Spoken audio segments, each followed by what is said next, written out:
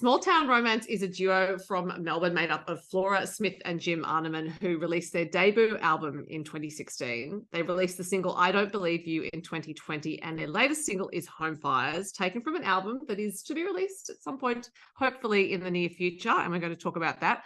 Hello, Flora. Hello, Jim. Hi, Sophie. Thanks for having us. Hello. It's lovely to have you both. And so, because I'm very keen to find out how the band name came about. So that is my first question to you. It's such a beauty of a name, and I've always wondered. So, Small Town Romance, take me through it.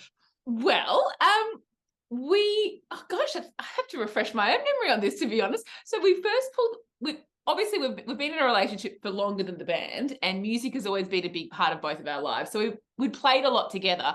And then a friend of ours was putting on a show, and she said, you guys just put a band together. Okay, I've got a gig, got your first gig booked, just get a band together, get your act together. And she said you have 48 hours to come up with a band name. Right.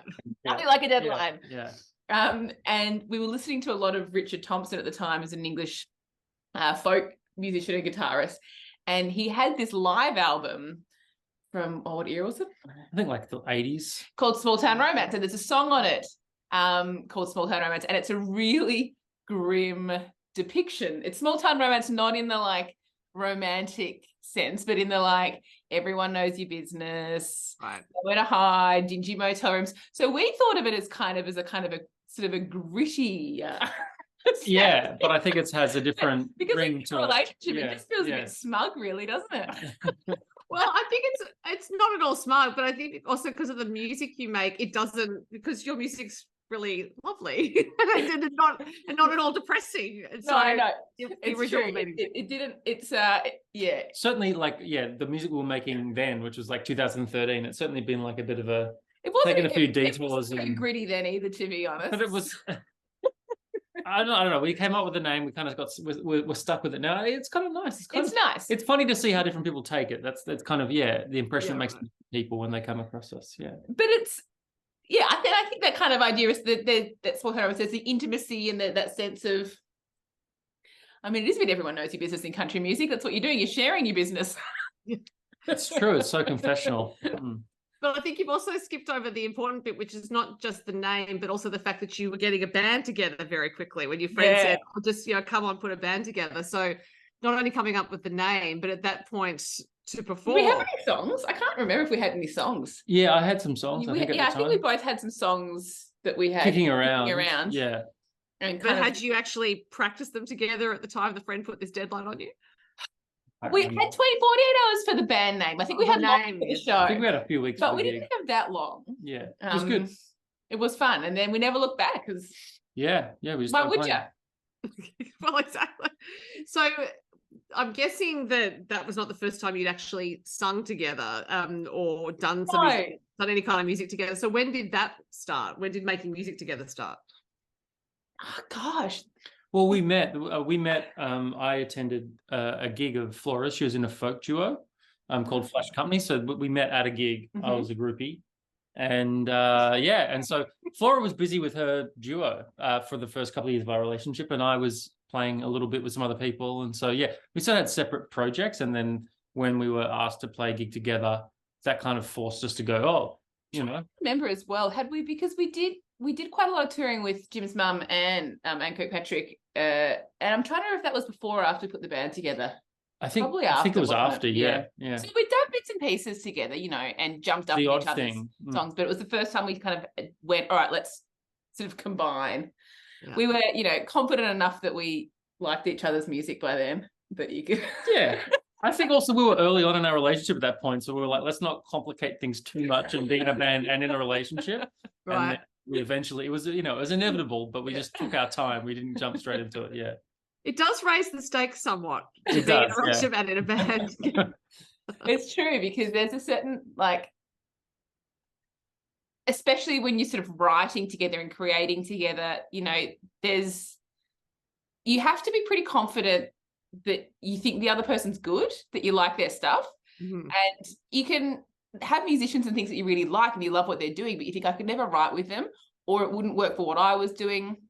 So I feel like we had to both really put a lot of trust in each other, and also be prepared to say, no, I know. But and that's where the high stakes come in, I guess, is the no moment. It does sort of work, I think, quite well as we do. I mean, we do occasionally have songs that we write together beginning to end, but that's the minority. The majority of the songs, one of us has the meat of the song, the hook or the idea or the majority of it, and then we'll take it to the other person and then finish it together and work on it together. So whoever's kind of little song it is to start with usually has a bit of veto, right? About like, yes, I agree with that, or no, don't agree with that. And I think we always make the song better by working on it together, but usually there's someone who has the main ownership. A few cases where we've done it together and it's been like, a slog. The songs have been good, but the process has been rugged. Yeah, right. When it's a pure collaboration, I think. Would you agree? Just because we don't have any, when other co-writes happen and people get together, it's like that whole, it's a no free zone. You can't say no, and just all ideas are good ideas. And but with us, it's like, no, there's plenty of bad ideas. And I'm going to tell you it's a bad idea. So that's good though. You get to a better song quicker, without worrying about each other's feelings too much. Well, it also means, I guess, you trust each other to be the other's editor, which is a exactly separate job. And we trust each other's, like we have compatible tastes. Right. So we trust each other's kind of taste, I think. Yeah, and we're often on the same tangent, like listening to the same sorts of records at any given moment. So our points of reference are pretty similar at any given moment. So that's helpful. Yeah. Is that by design, or you just you happen to? Well, we share a house and we share a stereo. I thought headphones might be in, and you're listening to separate things. Really. Well, to be honest, we don't really get a lot of say over what gets played on the stereo these days. Anyway, our 5-year-old does. So, all right. Hot potato. So the next album's going to be really Spice Girls influenced. That's what we're listening to at the moment. Not the Wiggles, no. She's graduated from the Wiggles to Spice Girls. Like at 5, I think to graduate at 5 from the Wiggles that's early graduation. So I mean, the way you sing together sounds effortless, but these things aren't always necessarily effortless. What was it like when you began to sing together? Did you take a bit of time to adjust, or was it fairly easy? I could probably answer this one. I not a particularly good harmony singer. No, you Flora is a very natural harmony singer. So the first few years was just me singing and Flora singing harmony. But then over time, you've kind of, I've become a much better harmony singer just because I'm around Flora, and also Mum as well. I went on tour a lot with Mum for a few years there in the middle noughties. Between about 2014, 2017 or so, I did a lot of shows with Mum, and so that was a good training ground for harmony singing, so I got better. But initially it was mostly just kind of learning from you about that, about what I think it's like you just hadn't done huge amounts of it, and so you practiced and you got really good. Yeah, but it was pretty straightforward. It was just practice, and then it got better. But also over COVID, we did a heap of singing. I think for this album and for the way that we're singing together now versus when we put the last album out has really come up a level. And due to during COVID, we did a heap of just sitting around and singing, because what else are you going to do? Right. And we went back to a lot of old timey stuff, a lot of Slim and Joy's kind of early catalogue, and I don't know, just kind of sung a lot of folk music instead of. And we just kind of less is more became the sort of mantra at that point. Just we used to, because we're so used to playing partly in pubs, by design, playing in pubs and having to just blast and sing as hard, loud as you can. Right. Suddenly we just during COVID we're like, let's just make this as quiet and as nuanced as we can, and really listen to what the other person's doing. And that was really kind of revelatory. It sounds simple, but just kind of giving it that space changed the way we approached everything on this second record. Well, I don't think it is simple, because it is a decision to pare things back, because more is often, as you said, playing in pubs, you have to ramp up the sound, you're there to entertain people. It's a self-editing process, and the fact that you two actually edit each other already with songwriting suggests that you are attuned to refining your sound as you need. Yeah, I think what we're always striving for is what serves the song, and the songwriting is always kind of at the heart of what we're doing. And a lot of the time you can kind of lose the essence of a song. a bit if you kind of overdress it. Just the dynamics of a song are what makes it go into Technicolor for me, when you can bring a song right back and then build it, or just the space you leave in a song like that gives it a lot of its power to me. Yeah. I feel like, yeah. You've said that this isn't a particularly sparse album. I mean, I don't think... I would say it's pretty sparse. I would disagree. I'd say it's pretty sparse. I feel like it's really spacious. It's spacious. Yeah. There's plenty of parts. I guess what I mean is it's not an acoustic album, and we're talking about kind of quite an acoustic performance process that we were doing during COVID. It's not an acoustic. Right. It's a band album in that sense, but the songs and the vocals are still at the forefront and really up front and at the heart of the production. Would you say? Yeah, absolutely. Yeah, and the vocals are much more. Yeah, like I would say nuanced. Yeah, definitely. On this record. But it's also learning how to record your voice. Like, it's one thing to sing in a room, it's one thing to sing in a pub, it's another thing to sing in a bar, it's another thing to sing for record. It's very different. And I think for that first record, for me anyway, I hadn't done much. I've done quite a lot of singing and a lot of gigging, but I hadn't done much recording. So that was a real steep learning curve of learning how does your voice work on record. Yeah, and you'd sung opera, you'd sung folk music, but then you'd sung honky tonk and country music. But I hadn't done much recording. But I don't think you'd recorded much. No. I'd done BBs and other people's albums. Yeah. Done like a folk EP, but I hadn't not. But they're all incredibly different approaches to singing. Like exactly. Yeah. Opera in particular requires a certain amount of voice. It's been a long time. Yeah. But you talking about what you were listening to during COVID does tell me a bit about Home Fires, because when I listened to it, I was like, this is a different sound to the earlier music. And so obviously, yes, there was this sound that emerged from it. Do you think that was, or not do you think, was it conscious to set out to write a song in that way, or was it just this subconscious influence of all the music you've been listening to? Well, interestingly, Home Fires is actually a really old song that I had from this folk duo Flash company that I was in with a dear friend, Jen Fitzgerald. And I wrote it in my 20s years ago. And I, at the time in my mind, it was quite sort of a flippant kind of, it always felt a little bit like a bit of a sort of slightly judgmental song about, someone abandoning their family responsibilities. And I always loved singing it, but it always felt like I was singing it. It was always about somebody else. It was a song about somebody else. And then when we were putting this record together, we were probably one or two songs short. And so you dust off the bottom drawer and say, what do you got kicking around there? And Jim's like, well, let's have a look at Home Fires. I've always loved that song. And I thought, and I'd always imagined it was a male voice singing the song. So I said, oh, you have a go, Jim. And Jim was like, no, it's your song, you sing it. And then it felt so autobiographical then to be singing it at this stage in life, when you do have small kids, when life becomes very intense, and especially during COVID, everyone's sort of in on top of each other, and it's that sort of impossible fantasy of just wanting to kind of return to yourself as yourself.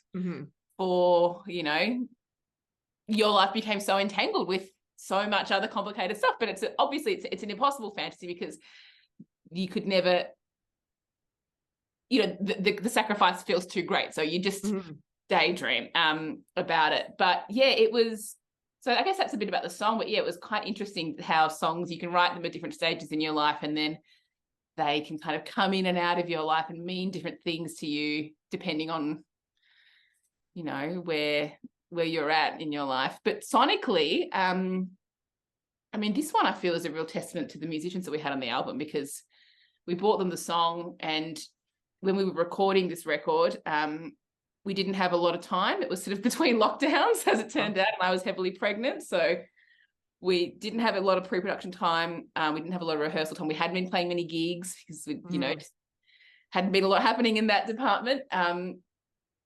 So yeah, the musicians that we had working with us were amazing. On this track, particularly Shane Riley on pedal steel and Mick Hubbard, just musically just sort of created so much atmosphere and really brought that sense of longing and sort of it was very much there in the music. Yeah, it was a very simple bed. It was basically, you were very happy to kind of the song itself is very kind of economical. The song is economical. We recorded it live, like the vocals are live. So that was true. Like, yeah, the vocal you hear is the vocal that was tracked. Like it's like a second or third take. That was the live vocal that you did. Yeah, that was we played it through with the band once or twice. Freshness to it. And then Shane Riley, who plays pedal steel, who's just such a good player. He uses the full range of the instrument so well. Like he plays in the really low register. It almost sounds like a theremin or something. Like when he plays the pedal steel really low, which is not that common because it's always way up, really that sort of high saccharine sort of sound you hear in country music. But really low, it's got this much more sort of, I don't know, it's quite sinister. It's a bit Twin Peaks, but it's great. I love it. I love that sound that he gets. But he also just brought that classic sort of, I don't know, for me, something like a Patsy Cline-esque sort of swagger and classicism to it in the way it sounds. So he really did kind of give it that extra little tweak, and that sort of informed everything. I think in the way we mixed it. And then Mick, who then did the guitar after that, then responded to what Shane had, and they intertwine and interplay so beautifully. So we were so happy with the song, but it's really, the song was there, but it became so much more in the way that what the musicians brought to it. It's a long answer. It is like all those elements. Yeah, it does sound like the. We haven't got that again in 100 words or less. It's all that detail's great because, as I'm very fond of saying, people love to hear about work. That is the work of putting the song together. There's also the work of putting the video together. Jim, you directed the video, and I laughed out loud when I saw Flora getting leaf blown towards. And you looked so innocent as you walked past and did it. And I thought, I should have some warning for that. Yeah, so Flora, did you get warning? What was that? I did get warning. I knew it was coming. Always happy for a bit of extra volume. It wasn't in the treatment. It wasn't in the treatment for the video where we had this idea of this kind of daydream, someone sort of out in the outdoors in autumn, and then this sort of the banality of sort of yard work, and then having this sort of daydream in the middle of that. That was kind of the heart of the clip. But that came together in the afternoon that we thought, of course I'm going to do that. Of course I'm that guy, And I just love playing those little sort of walk-on parts in videos where you just kind of, like in a previous video for Timber and Stone, I sort of played another sort of hapless character as well. Like I like being sort of a character actor in our videos. In How It Goes, which we did on a cruise ship. Like I'm always a hapless doofus in every video, and I'm kind of really owning that character. Coming to that realization, like you always cast yourself in really unflattering roles. Well, it's more fun. It's just more fun than doing the front and center sort of emoting. It's just like it's good fun. I know. Yeah, I love making videos. I love just the creativity of it and the process, and just building a mood. That was the most recent video we did. Was just about, because of the track had so much more sort of a heightened sense of atmosphere about it than a lot of the other things we've done before. It was really easy for me to just draw from that and think about a color palette and in some sort of And the idea for the most of the clip came from Flora too. I had an idea about their yard work, and then we kind of Flora had the idea of the character going inside and sort of having this daydream and kind of this physical manifestation of the daydream being this sort of dressing up. And it was just a nice simple conceit for the video. There's a dreamlike quality to how it looks too, and there's quite the light's treated in a certain way, so it does have that sense of surreality, I should say. Well, it was also the location, because initially we were looking for a garden, like we wanted a really beautiful autumn garden, and I just kind of, put the word out to my network, does anybody have a garden that's looking good at the moment? And Natalie, farmhouse got in touch, and she was like, yeah, come and have a look at my farm. And her house is this late 19th century, 18th, I'm not quite sure, like mid-19th century farmhouse that's had all these additions put on, and she's like an artist and a collector, so her house is full of all this amazing stuff, and it just looks beautiful. I was like, we've got to use this space.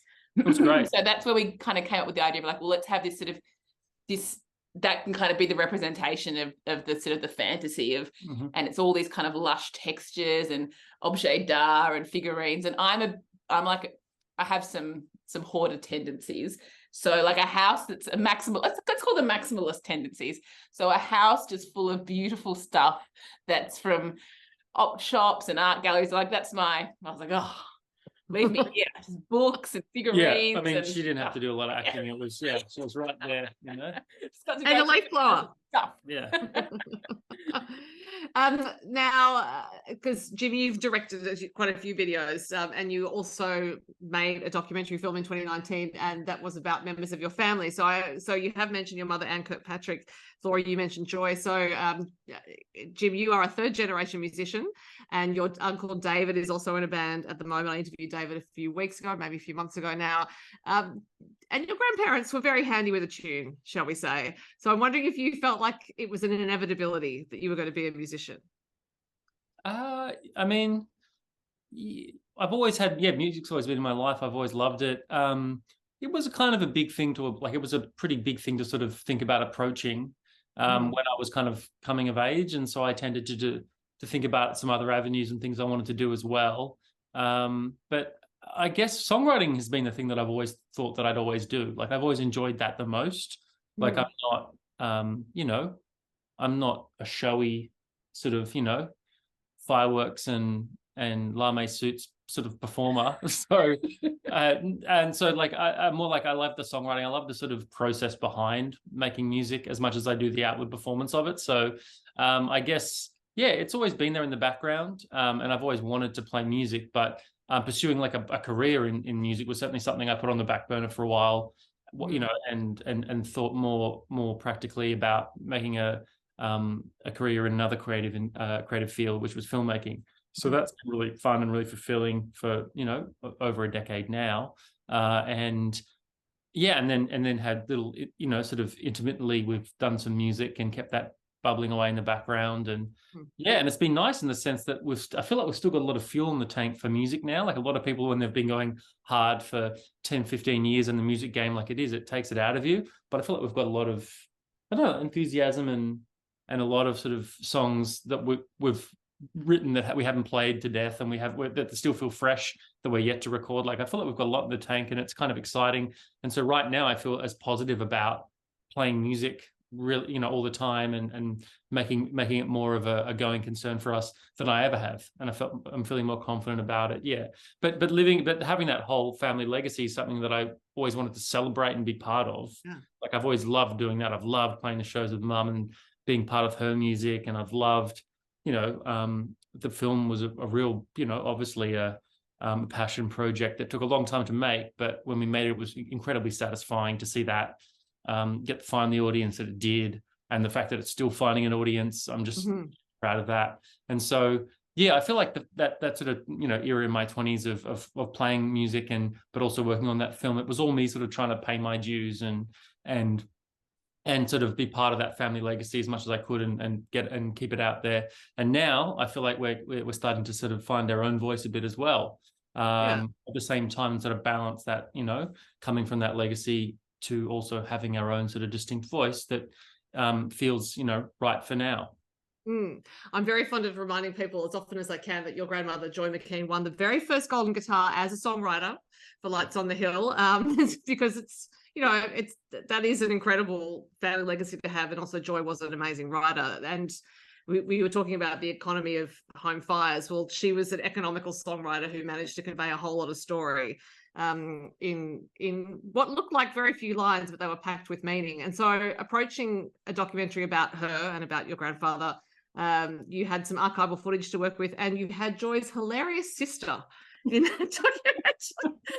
I don't know how you would have reined that in. It was amazing. Oh, and those two, when they were together, like, it's magic. It was just too good. Like, they were just so good together. Their dynamic, it took you straight back to when they were, maybe 10 and 12. Yeah, right. Like, even when they were, in their 80s and 90s together, they still had that spark and that dynamic and that rivalry and that understanding and that sort of very loving, back and forth, and that banter. Both were so sharp with each other, sharp-witted. And Joy was always very much the big sister. Yeah. And Heather was. You can see it in the film. That's the best part of that first act of the film, is that interview with the two of them, and when they talk about Slim and Joy meeting, and how Heather was sort of a bit put out because Heather and Joy were this yodeling sister act that were incredibly popular, incredibly successful, way more successful than Slim was at that point in time, and he sort of was pulling them a little bit apart because Joy and Slim are starting to play together. And just hearing Heather kind of recounting all those anecdotes and cackling away, and Joy sort of looking at, like looking concerned, like older sister about what Heather was going to say next. Yeah, it was so great. Like, it was just really like, I wasn't sure what it would be like when I put a camera there and recorded it, but they were dynamite, just the same as they always are. It was very natural. They're just that theatrical all the time, so it was great. Yeah, it was. You could always see Heather kind of like, you could see it, as you said, when they were kids, always like her poking Joy, like, kind of. Yeah, really winding her up because Joy was like the sensible, stoic older sister, and Heather was always sort of the hellraiser and the very, very cheeky, It was a lovely dynamic. It was beautiful, and I'm so glad we got that. We captured that. I think in the first act of the film, that's one of my favorite things that we captured in the film. Yeah, it is a wonderful film. So anyone who hasn't seen it, it's obviously available. The beauty these days of technology is that those films can be acquired at any time, viewed at any time. You can find it on iTunes, I'm sure. Now, Flora, do you come from a musical family? Yeah, I do. I mean, not quite of the caliber of Jim's. Don't sell Graham Smith short. But I do. My dad was played a lot of music, and so he sort of played a lot of folk music. So we always had music in the household. But it's funny because people, I think, often assume that your household was everybody singing everything all the time, but for you guys it was work. And for Anne and for Slim and Joy, like when they were on the road, they were on the road, and you're touring and you're playing shows, and when you're home, and I feel that now, even like we play when we've got a gig because we don't want to humiliate ourselves publicly, but and rehearsing, but a lot of the time, life, everything else. But I guess my dad played a lot, so we always had music at home, and we always had music around the household, but it was never like about sort of performance. It was just participation. It's kind of what you do. Music is a mode of kind of communication and fun and entertainment. So yeah, always loved it. Always had some slightly show pony elements. My mother would probably attest to. Youngest child, you gotta get some attention. So yeah, always played. And then I studied music at university. So I did a classical music degree at university, and then realized it was just much more fun playing down at the pub. So yeah, but going back to that, like the previous question you asked about sort of how I came to sort of how was it like approaching sort of playing music as part of my family. I think it was a revelation when I met Flora that, it was always like, as Flora said, it was work in my family. Like we didn't really sit around at home playing songs just for fun. Like it was always like, because by this point they were 40, 50 years. By the time I turned up, the family was 40 years into being professional musicians. It was work. Yeah. And so there wasn't maybe that sense of spontaneity and participation about it. And when I met Flora, that was exactly what it was all about. We'd be sitting around at the park with some friends and playing songs, and it was just all about that. And that reignited my love of playing again, because I wasn't playing very much. Throw a band. I mean, in your 20s, like someone's got a gig, throw a band together. Just do it. It doesn't matter if you suck. Yeah. Just have a crack and have a go, and that's what music's about, and that's what you should be doing in your 20s. Absolutely, yeah. But it totally. It sounds obvious again, but it was revelatory to me because. Yeah, I just always thought of it as like work, because that's the way it had always been framed in our family in context. That show, like there was a level of professionalism and expertise that you would expect at a show at that level. Yeah. And so if that's your reference point, then of course, like you don't want to get up and suck. Like you want to get up and sound good. Like you're performing at a totally different level there, and it's a totally different mode of performance. Yeah. But just it was also full-time touring. I mean, the pleasure in just having a sing-along, was something that, I rediscovered, I guess.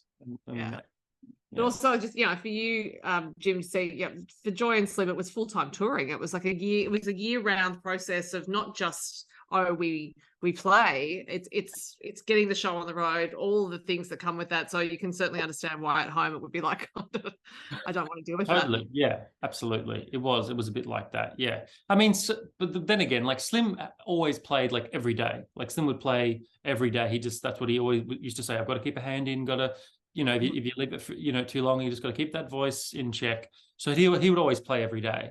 but it wasn't like, yeah, it was more like he'd go off to the den and play for half an hour each day. And it wasn't like we'd come over for happy hour and everyone would, sit around playing songs. Not the Von Trapp family. It's not the Von Trapp family. No. So but it was, it's just a slightly different way of looking at it.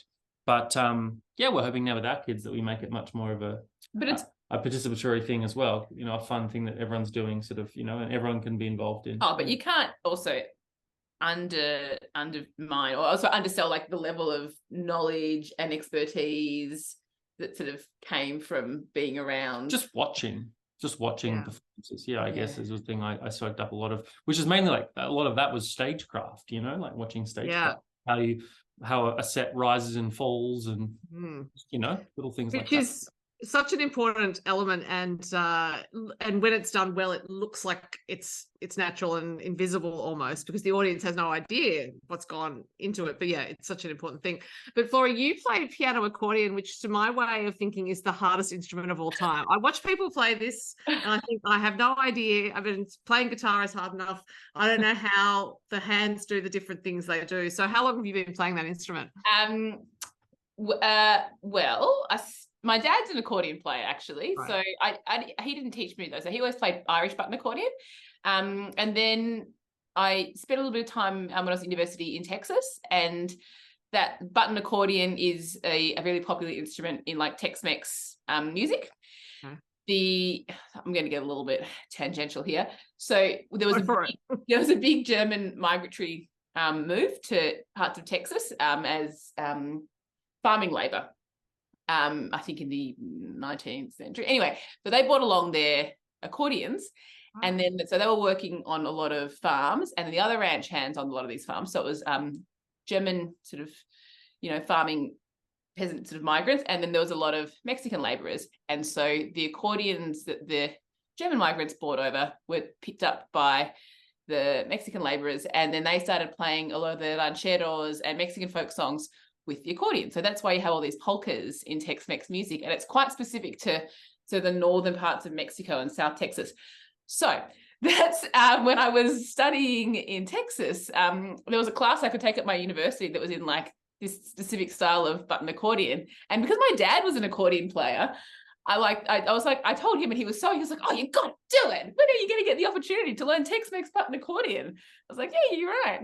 Yeah, and I loved it, and then there's a lot of that influence of that Tex-Mex flavor in a lot of the country music in Texas that we love, and then there's accordion playing in Cajun music and as well. So it's an instrument that pops up in lots of different sort of styles of folk and country, and so that's when I started playing it, and so we have a lot of that sort of Tex-Mex style, like a lot of Ry Cooder's a really big influence on us. We love some of the recordings that he does, but I guess the melding of the sort of folk and country traditions, and then obviously in Australia there was a lot of button accordion playing on the goldfields, and Joy played an accordion as well with Heather, because they're so loud, so they're really, before amplification, they were really great for dances, and because you could get some bass, you could get some melody, and you could a band in a box. Yeah, right. So no, it's great fun, and it's loud, and no one ever asks for any accordion in their fold back wedge ever on stage. Be like down, down, down, and the sound guy be like, there's none in there. Like, come on. So not only is it band in a box, but it's its own amp, essentially. Yeah. So it's a really fun. It's a fun instrument. I love it. And it's a workout. It always looks like it's, you've got to be really. I know. It's a bit sort of rubbing your head and patting your belly at the same time. It does my head in to think about how you play it, because it's like a different note on the pull and the push. So it's just always like it's like a math problem, to me. Always, it's like. Me too. I feel like if you're playing the guitar or a lot of instruments, you play a bum note, you can kind of slide in or slide out of it and kind of fake it. You play a wrong note on the accordion and it hangs around. Yeah. It's like playing it, yeah. You can't disguise it. Again, we're talking about raising stakes here, but you're raising it with an instrument. Now it sounds like the album is recorded. Is that the case? Okay. Yeah. So you and you're on this age of streaming. Obviously, people think about releasing singles in a particular pattern, or are you? So do you have a plan like that, or you're just thinking we're going to put them out as we feel? It's like you were listening to our dinner table conversation. We're like, what now? We put a single out. We had a gig. It went really well. What now? Yeah. So the album we are putting out the first half of next year. We haven't narrowed it. Probably the second quarter, I think we've narrowed it down to. And in between now and then, we'll be putting out a few singles. You're laughing at me. It just sounds like that's something. It's the second quarter, something you say on your shareholder phone call. Well, a small business, a small town romance. Small town romance shareholders out there wanting to come up with their dividends together. Yeah, we're going to be waiting a while. Yeah. Yes. So what's album the next year? plan, some more singles. Look out for more music. And more videos, I would imagine. More videos. Yeah. We're discussing that actually at dinner as well. Yeah, more videos. So we're ramping back up. The first single's gone really well. People have been really giving us great feedback on it. The band sounding as good as we've ever sounded. We had a few personnel changes because it's been a while since we've sort of played as a full band, but the band is cooking. The feedback's been great, and so we just want to play more gigs. We did a single launch just on Sunday, and it's the first full band show we've done in 3 years. We've done duo shows and trio shows and things like that, but we haven't had a full lineup. And it's funny. I feel like previously when we've put on events, we've ticketed them, we're trying to sell tickets. I'm always so stressed and checking the ticket sales every day. And this time I just didn't care. I was like, it'll be what it'll be. I just want to get in a room and play some music, because you make music, and I think especially it's funny because you talk about how for you love the writing process, and I love it too, but I like performing. I like that too. And it's been so long since we've had a show like that, and I just kind of trusted that it would go well and that people would turn up and would have a good time. I was like, I just felt like, I don't know, I just wasn't worried about it at all. And it was, I bet they did turn up. And they did, and it was so fun, and it was just, I think especially when you're putting music out in a digital format, you stress about it, you get your artwork right, you're worrying about all the content that you have to create, all the different elements, and then you go, look, send it out, and nothing happened. Like, I mean, people are listening to it, and it is finding its way to ears, and it is,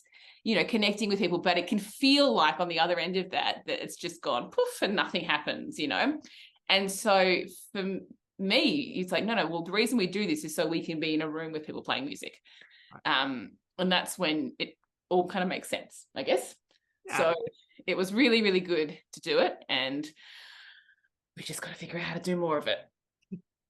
So, which leads me to my next question of whether the accordion will be going to the Tamworth Country Music Festival. Oh, I don't know if it will this year or next year, I have to say. Yeah, I think.